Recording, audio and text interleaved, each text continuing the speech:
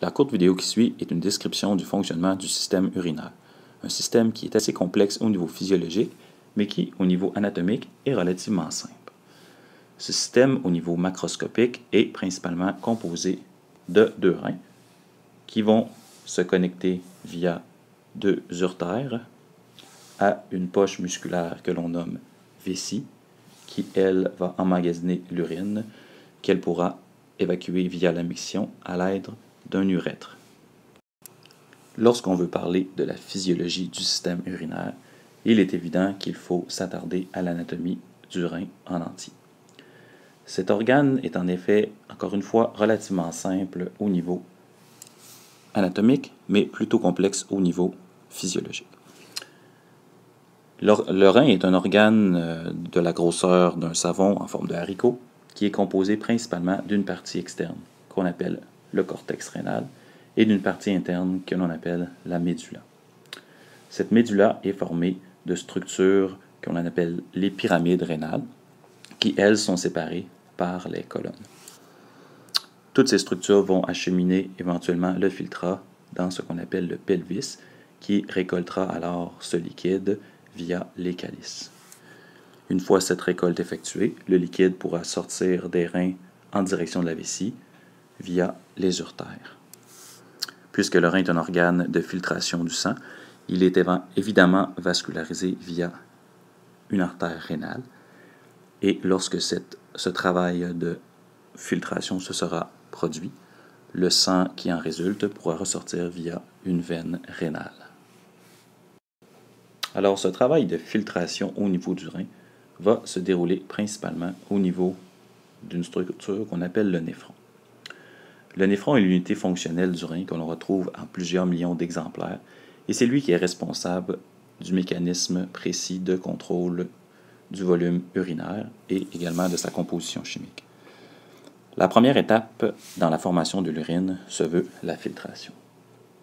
Lors de la filtration, l'urine, ou plutôt le sang, provient de l'artériole afférente, va cheminer jusqu'au niveau du glomérule, et une fois rendu au niveau du glomérule, les molécules auront l'occasion d'être filtrées. C'est précisément la grosseur de la molécule qui, à ce moment, déterminera si elle sera filtrée ou non.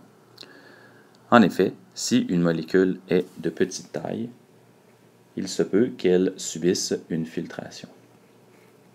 Dans ce cas, si la molécule est apparente dans l'artériole afférente et qu'elle se dirige jusqu'au niveau du glomérule et que sa grosseur autorise son passage au niveau de la chambre glomérulaire, éventuellement, elle se retrouvera dans le tubule, qui est le tubule contourné proximal, qui lui débouchera sur un anse du néphron.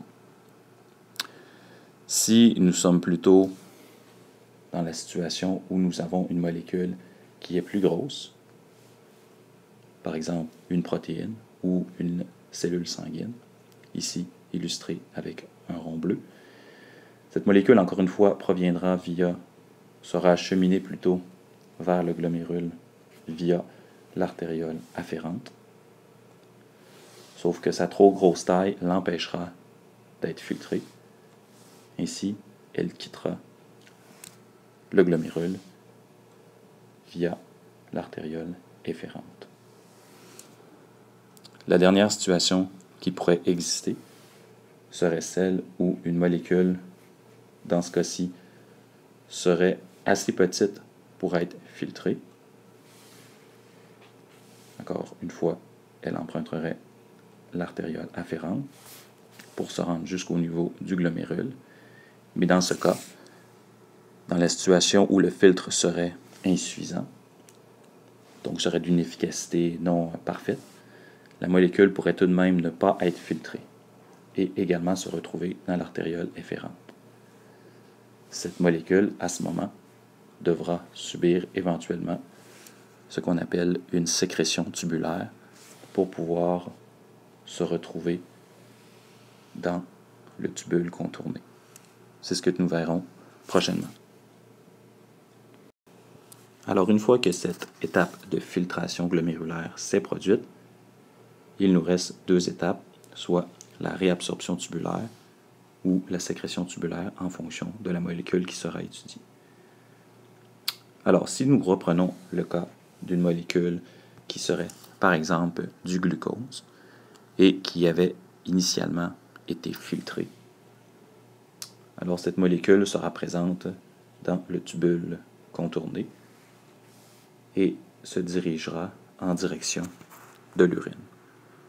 Si la molécule est utile au niveau de l'homéostasie du corps, comme dans ce cas-ci, le glucose, bien à ce moment, la molécule subira une réabsorption tubulaire de manière à pouvoir la faire passer du filtrat jusqu'au niveau de la circulation sanguine pour ainsi la conserver dans le corps.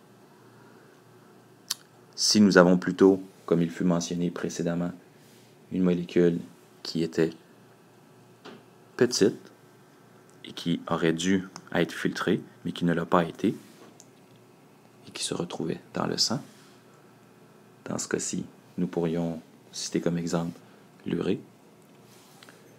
Eh bien, à ce moment-là, cette molécule, puisqu'elle doit tout de même sortir au niveau de l'urine, elle subira ce qu'on appelle une sécrétion tubulaire. Alors, avec cette sécrétion tubulaire, la molécule se ramassera éventuellement au niveau du filtrat pour terminer son chemin dans l'urine. La dernière situation regarde une molécule qui serait trop grosse ou plutôt une cellule sanguine. Donc, dans ce cas, cette molécule n'avait pas été filtrée de par sa trop grosse taille.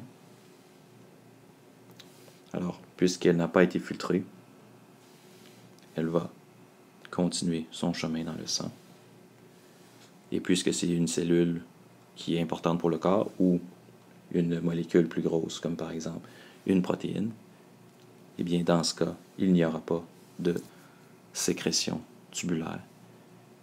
Donc, la molécule va plutôt continuer son chemin pour éventuellement se rendre dans la circulation veineuse et ressortir tout simplement du rein via la veine rénale.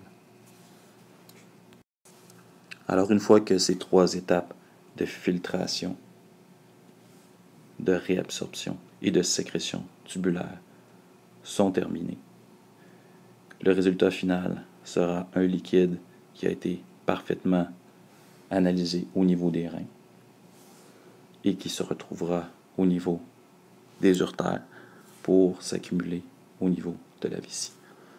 La vessie, à l'aide de ses mécanorécepteurs, pourra ainsi détecter son niveau de remplissage, communiquera avec la moelle épinière et avec l'encéphale, et c'est à ce moment que l'encéphale pourra décider si la situation est appropriée pour réaliser une émiction.